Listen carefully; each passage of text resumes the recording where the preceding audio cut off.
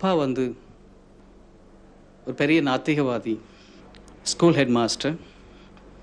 அவங்க இப்போ இல்லை. குடும்ப சூழ்நிலையில் இந்த கோவிலுக்கு வர நேர்ந்தது 1982. எங்கள் எல்லாத்தையும் கூட்டிகிட்டு வந்தாங்க. அம்மாவை பார்க்குற அருள் கிடச்சிது. அம்மா அவகிட்ட சொன்னாங்க, ஏழைகளுக்கெல்லாம் தொண்டு பண்ணுன்னு சொல்லிட்டு. பணம் இருந்தால் அதாண்டி தொண்டு பண்ண முடியும் அப்படின்றது அப்போதைய நினைப்பு. அப்பா என்ன பண்ணாங்க, சைக்கிளை எடுத்துகிட்டு ஒவ்வொரு கிராமமாக போய் ஏழை மக்களை, படிப்பறிவு இல்லாதவர்களை மன்றத்துக்கு கூட்டிகிட்டு வந்து அவங்கள முதல்ல குளிக்க வச்சு தமிழ்லேயே மந்திரம் சொல்லி கொடுக்குற ஒரு கோயிலை பற்றி எல்லாருக்கும் எடுத்து வச்சு நெத்தியில் விபூதி வைத்து குங்குமம் வைத்து அவர்களை மந்திரம் படிக்க சொன்னார்கள். நாங்கள் ஒரு நல்ல நிலைமையில் இருப்பதற்கு காரணம் என்னவென்றால் அப்பா அம்மாவிற்கு செய்த தொண்டு.